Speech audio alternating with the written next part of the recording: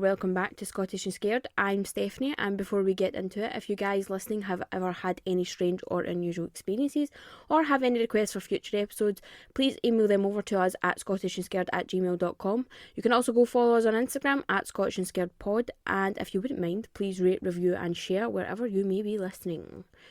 So you may have noticed I am once again hosting myself this week, and that is the way that it is going to stay. Shannon will no longer be co-hosting on the podcast. Nothing has happened. She is fine. We haven't fallen out. It's just the way that it is going to be going forward. I will, however, be having special guests on, such as friends and family, to get their perspective on some of the things we talk about here and find out if they believe in any of it. So I am really sorry if that disappoints anyone, but you are going to be stuck with me for the time being. So how has everybody been? How has your week's been? I hope everything has been good and great and you've been happy. This week has been very stressful for me, but I am glad that I am here and I am so happy to be putting out this episode and getting things moving. This weekend I actually put up my Christmas tree, which if you don't know me, I do not like Christmas. I'm just not a fan. I don't know why. I don't like it. I don't like the smells. I don't like the colours. I just don't like it. But for some reason this year I have got right into the Christmas spirit and I have actually put up my Christmas tree, and it is Cat in the Hat themed. So I know it's not very Christmassy, but it's what I wanted. So with the help of my brother, I put up my Christmas tree and we just kind of had a chill weekend watching Halloween movies. So that's about as exciting as it gets for me. But I hope everyone has had a good weekend, good week, and I hope you have a good week ahead. For this week's episode, we are going to be talking about another castle here in Scotland. I think we've talked about 3 now, and that is literally just the top of the iceberg. There are so many other castles in Scotland, and so many of them have ghost stories. So this is just the tip of the iceberg, but this week we are talking about Culzean Castle. The castle itself can be found on the Ayrshire coast overlooking the Firth of Clyde and lies within the Culzean Castle Country Park. Tongue tie. It sits on the cliff edge with a beautiful view out onto the sea and also sits atop a network of caves known as the Fairy Caves of Culzean. It's currently owned by the National Trust of Scotland, but it was the former home of the Marquis of Ailsa, which I probably 100% have said that wrong, I am so sorry, who was the chief of Clan Kennedy. Fun little fact, this castle had been featured on the £5 note from 1972 up until recently, and now we have the really annoying and fake feeling fivers that feel a bit like Monopoly money. If you know, you know. If you've ever seen the castle, it is a pretty impressive building. It kind of looks like an old country manor, just on a grander scale, and that's because it was actually designed that way. The building that stands today was built in stages between 1777 and 1792, and it was handed over to the National Trust of Scotland in 1945 by the Kennedy family, as they were allegedly trying to dodge inheritance tax. But they did have one request. They wanted the apartment that lay at the top of the castle to be given to Dwight D. Eisenhower. Apparently, he had made several trips to the castle, staying there around 4 or 5 times in 1946. He even stayed there once while he was President of the United States. The castle's relationship with the States does not end there, however, because in 2011, the castle was reopened due to a refurbishment funded by the will of American millionaire William Lindsay. William had never actually visited the castle himself, but it said that he had a great interest in the stories that Eisenhower would tell about his holidays there, and so he left a little gift in as well, and by little I mean quite a lot. If you know anything about Scottish history, it can be particularly bloody and violent, hence why so many of these castles have so many famous hauntings, and Culzean is no different. It too has its fair share of ghost stories, and I, for one, would like to get into them. So one of the more popular people to come up when I looked into this was Sir Archibald the Wicked, who is one of the many ghosts said to reside at Culzean. If you've listened to the Mackenzie Poltergeist episode that we put out, you will know all about the Covenanters. If you haven't, I will give you a quick overview. In the 17th century here in Scotland, there was a lot of religious unrest and conflict. This was due to the king at the time trying to implement one religious ideology throughout the country. The Covenanters were a group of people who rejected this movement and created their own in support of the Presbyterian Church. Due to their opposition, they were heavily persecuted and thousands were killed throughout the years. I hope that made sense and that I explained that correctly. If any of it was wrong, I apologise. This is just kind of what I know about it on a basic level. I should probably know more, but that is just what I know on the basic level. Anyway, Sir Archibald the Wicked was known as such because of his treatment towards the Covenanters. He was said to be an extremely cruel and heartless man. Age or gender was of no importance to him, and he was known to just kill and murder these people in front of loved ones and peers.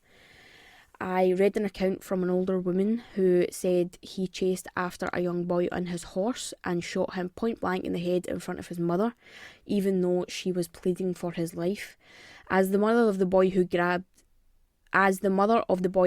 the bridle of Archibald's horse, she uttered a curse to him that went like this: "When the hour of death approaches, no priest will be able to quench the ceaseless flames which burn in your bosom, and no words of affection soothe your dying pillow."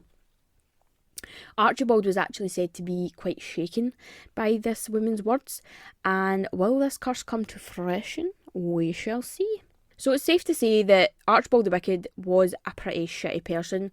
He's not a nice man. He's never been a nice man. There are no accounts of him being generous, kind, loving, none of that. He's just an all-around shitty person. He was also said to be involved in a lot of crime throughout his life, and as he got older, the more crime he committed and the darker his actions would become.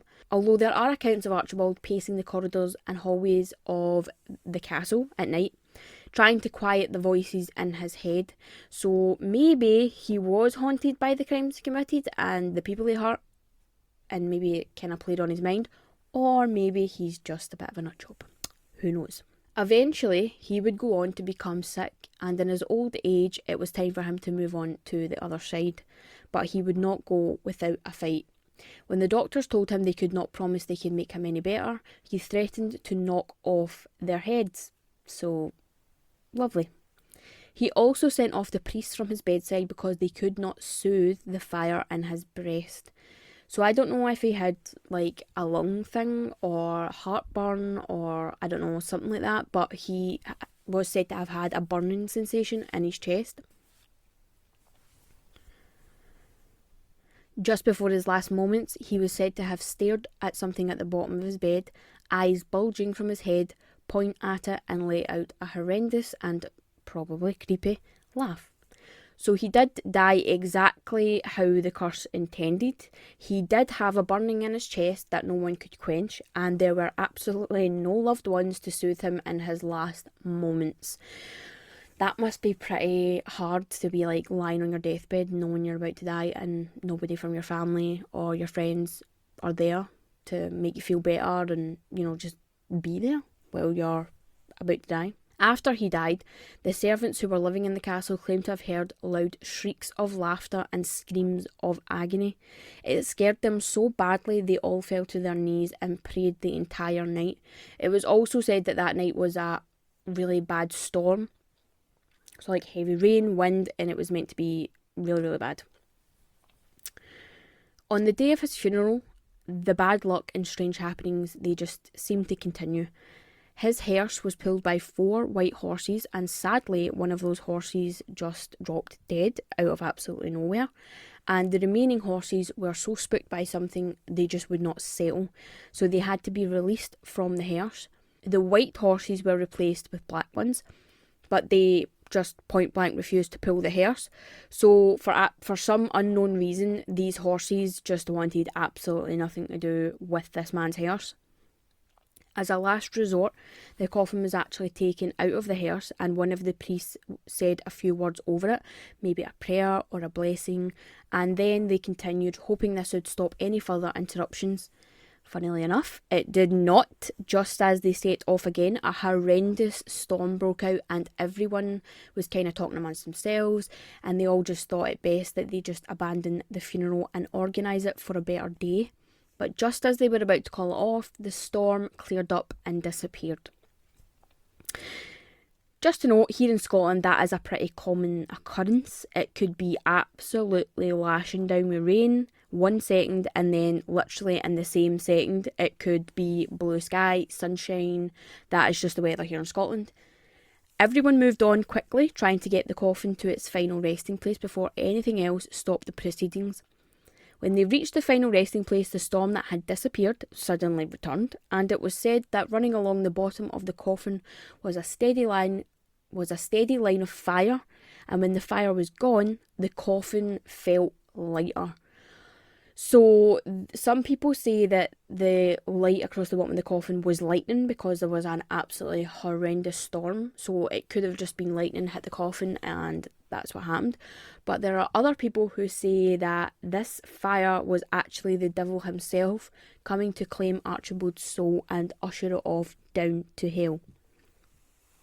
So I don't know whether I believe what I believe, but I would think that if it was lightning, a lot of people at the funeral would maybe have seen the lightning hit the coffin. But anywho, amazingly, there is another story which backs up the claim that the devil himself attended the funeral. The same day of the funeral, there was a boat out at sea, not far from where the funeral would take place. As the storm passed through and the boat braced itself, the men on the boat claimed to have seen something out on the water, which they thought was a smaller boat. As they got closer, it actually turned out to be a coach being pulled by 4 black horses. Yes, people, you heard me correctly. Out in the middle of the ocean, these men seen a coach and 4 black horses. Perfectly normal. When the captain of the ship asked the coachman where he was coming from and where he was going, he answered, from hell to Culzean's burial. Maybe the crimes that Archibald had committed throughout his life were so heinous and evil, he had to be retrieved in person by the devil himself. Either way, his story is a pretty strange one. Could all of this stuff just be coincidence? Or could it be the work of a curse? Or, maybe he was just such a bad man that even in death, there was just no respect, or I don't know. Please let me know what you think. Archibald's ghost is said to haunt Culzean. Obviously, he lived there for quite some time. He was a particularly bad man. He died there. So, the stories just go hearing screams and laughter, like creepy, horrible, dark laughter. I don't know what you would call that, but like diabolical laughter, if you will. That can be heard in the castle, and that is put down to Archibald. The next ghost is that of the ghostly Piper. Now, the caves that run under Culzean are known as the Fairy Caves of Culzean. There are a lot of stories about these caves. Some of them say that they were inhabited by fairies, hence why they are called the Fairy Caves of Culzean. And there are also stories about witchcraft. So witches were said to go into the caves at night and do like rituals, and some of them are rumoured to stay there. So there's a lot of like supernatural, paranormal stories to do with these caves. There was also said to be like wet footprints in the cave. If you've ever seen a picture of Culzean Castle, I will put pictures up on the Instagram. The caves are kind of like off of the castle literally sits on the ocean, so these caves are linked to the ocean. There was said to be wet, slippery footprints all over the caves, just walking around, and when they would go inside to look to see where these footprints came from, there was nobody there. The tide would come in, wash away the footprints, and within like the next couple of hours, there would be more footprints. So there was a lot of ghost stories and a lot of superstition around who lives in the caves, and obviously people say that it is haunted. So the Piper story goes like this. Him and his wee dog were asked to go into the caves underneath Culzean Castle to prove to everyone that they weren't haunted. So they asked him to go into the caves and play his bagpipes and just basically walk from one side to the other and back and tell them what they seen, what he felt. So the piper entered with his wee dog, started playing his pipes, walked in, and suddenly his pipes just stopped playing. So they sent rescue teams down, they sent people that worked in the castle to go down, see if they could find them, and they were never found. The dog was never found, he was never found, and their bodies have never been found. So nobody knows what happened to the piper, nobody knows what got him or what happened. He just vanished into thin air. But he is said to be heard playing on the eve of a Clan Kennedy wedding, on extremely stormy nights, and if you dare to enter the fairy caves of Culzean, you might just hear him play as he wanders through the tunnels. The irony is that the piper was sent in there to prove that it isn't haunted and ended up being one of the ghosts who now actually haunts it. I don't know, I've got a thing about caves or anything like subterranean. I feel like if you've ever seen The Descent, that film honestly haunts me, and I think I just don't like being underground. We actually went to this thing with my aunt and uncle when we were younger. It's called Summerley, if anybody listening's ever been there. It's kind of like this place where they have like sets based in different time periods.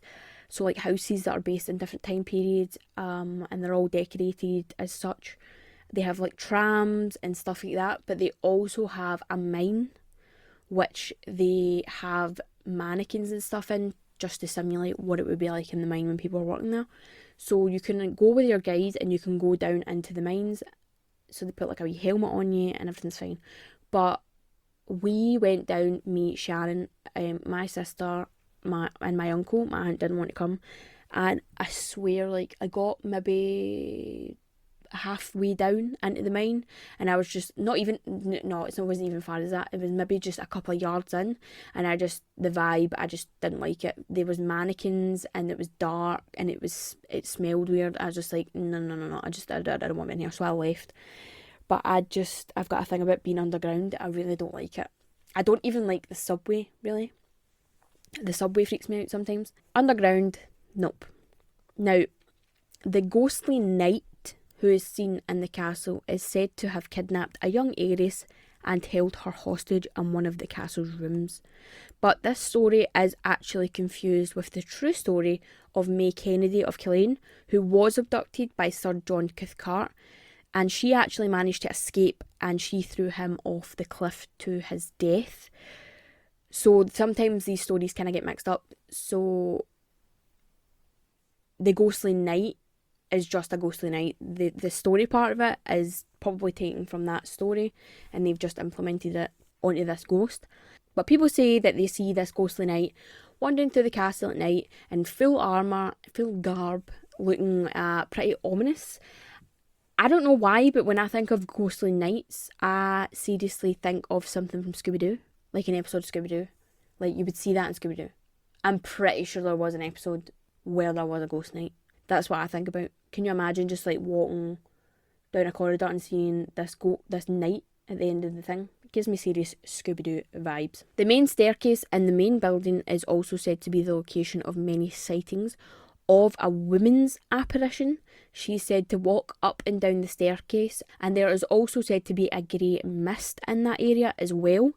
So the woman, there is actually a lot of sightings at Culzean Castle of apparitions who are women, basically. A lot of people say they see like serving maids and, you know, just women in period clothing that are just walking around and stuff.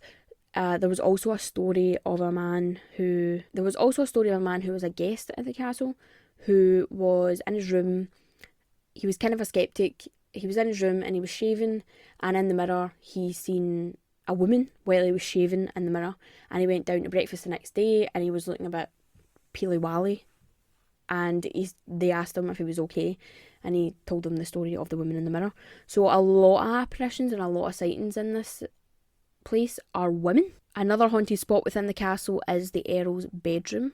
You are able to stay the night there, and people who have claimed to hear noises in the middle of the night that all seem to come from an armchair sitting in the corner of the room. So it kind of sounds like someone's sitting down in the armchair It kind of makes it's like a wooden, so it kind of makes like a creaking noise. It kind of sounds like that, which is honestly horrifying. I cannot think of anything worse than lying in my bed all cosy at night under my blanket and then hearing what sounds like someone I cannot see sitting down in the chair beside my bed. That is honestly horrendous. Guests also claim that there is a feeling of being watched in that room. I don't know what that is. Like, I've never experienced that in my life. Like, I've never felt like I've been watched. Like, I've never felt like I've got eyes on me when I'm like sitting or chilling. I've never felt like, oh, I've never ever experienced that feeling of like, oh, someone's standing behind me or someone's, watching me from the other side of the room. That's just something that I've really never experienced. I have had a lot of other experiences, but that's not one of them. But I can imagine being in a strange room that you've never slept in and feeling like somebody's like watching you. Like, see those pictures, paintings that you see in cartoons where someone cuts the eyes and the eyes move and they can watch you from behind the painting. That's what I imagine. So as far as the other ghosts at Culzean, there is just like a mix of guests seeing mists, shadows, and those kind of stories. There is no real backstory to any of the ghosts. There's no like history or events that I can find. These are just like a mixture of things that people see. I'd also like to point out that the property manager has stated that he has never seen any of the ghosts while he has worked in the castle, which I always find to be bizarre. If you look at a lot of like big buildings, hotels, castles, I always find that the staff, like the actual staff, so like people who are in the kitchen and cleaning rooms and stuff, they always seem to have some sort of experience when they're working. But I find that the managers and like the big people who are working there, they never seem to say anything, which I don't know why that is. Like, are they just like so set-minded and busy that they just don't see it? Or is it just that there isn't anything happening, so they're just not experiencing it? I don't know, I find that really bizarre. If you look into a lot of things, you'll find that. Also, to note, Most Haunted did do an episode here at Culzean Castle, and I'm not going to lie, guys, I did try to watch it for research purposes, and I had to switch it off, because most of the episode was just them walking around the castle with Derek Akora, and I don't want to talk bad about someone who's not here anymore, but I just couldn't. I had to turn it off, because a lot of the things that were being said were just like, you would know, and I had to turn it off. So I did try to look into some of the ghosty stuff that way, but there really was no information in that episode whatsoever. Also, in October 2019, a reporter from the Daily Record was invited to Culzean to stay the night in one of their rooms, because she apparently did not believe in ghosts. She said, and I quote, "I don't believe in ghosts, at least I didn't think I did until I visited Culzean Castle one dark and dreary evening. That night would end with me almost fleeing at 3 a.m, too scared to succumb to sleep. I was invited to stay in the haunted castle and expected to film a few shots to prove there was nothing paranormal to worry about and leave, but I was seriously mistaken. The darkness and eerie feeling of being watched as I made my way around Culzean Castle was too much. I knew I had to get out. As I fled, I thought I could hear music and voices down the halls. I was physically alone, but in spirit I had company." So that was her experience. Now, I'm not saying that Culzean Castle isn't haunted. It most certainly probably is, but I feel like when you go into a place knowing that, well, when people say something's haunted, you automatically go in with the preconceived notion that there's ghosts and that something weird can happen. So I think you're just instantly put on edge, and then you're just like, the smallest thing that can happen, like, kind of spirals you into like, oh, so there's ghosts here and something bad's going to happen, and then I think it kind of just is like a domino effect, and it kind of just goes from there. Obviously, that's not all places. I do believe in the paranormal, and I have had a lot of paranormal experiences. This isn't me saying that, oh, it's not haunted. I'm just saying, I think some people can scare themselves with the smallest things, and then it kind of just steamrolls from there. The country park that Culzean Castle is actually located in is really beautiful. So if you're able to visit it, I really strongly recommend that you do. There's a lot of grounds and gardens. There's a lot of things you can do there. It just seems like a really nice day out. Obviously not at this time here in Scotland. It's winter and it is either raining every single day or it is -1, so I don't suggest doing that at this moment in time. But if you ever get the chance, it does look like a pretty beautiful place. You can also stay in the castle overnight. you can contact them directly, find out about rooms and stuff like that. Their prices do vary, but that is dependent on room. I don't think you can really complain about price when you're literally staying overnight in a castle. And it is a pretty beautiful one at that. But that's everything I have on Culzean Castle, guys. As I said, I did try to look into some of the... There's a thing saying that there's 7 ghosts at Culzean Castle, but I could not find 7 ghosts. I could find the ones that I've told you about now. That's it. The rest are just kind of mists and apparitions. There's no real backstory to them. There's no like factual information that you can kind of go look at. I don't really know where the 7 ghosts come from, but nonetheless it is a pretty haunted place. It's beautiful. There's a lot of history there, pretty violent history, as I said. But I think that just goes for all Scottish castles. It certainly will not be the last, and there is a few coming up that I've looked into that are along the same lines. A lot of violence, a lot of history, a lot of blood. Culzean Castle also was the site of a lot of like clan rivalries and battles and stuff like that, so it's no surprise that it has its fair share of ghost stories. If you're interested in watching the most haunted episode, you can find it on YouTube, but I don't recommend. It is difficult. I would just say that, it's difficult. And if you have ever visited Culzean Castle, please let me know. Drop me a message, email me, let me know how you got on, what you thought. And even if it's to just talk about the grounds and what you got up to, that's absolutely fine too. I would really like to go.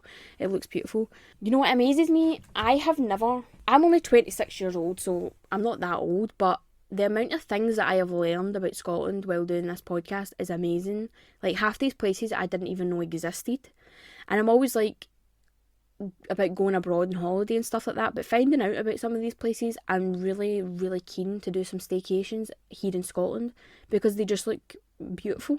And I've learned so much about history, and I've learned about so many things that I probably should already know about, but I've just learned so much doing it, and that's why I enjoy doing it. Sorry it's a bit on the short side again, guys, but that is all I have for Culzean Castle. Take care of yourselves, guys, and I will most certainly see you in the next one.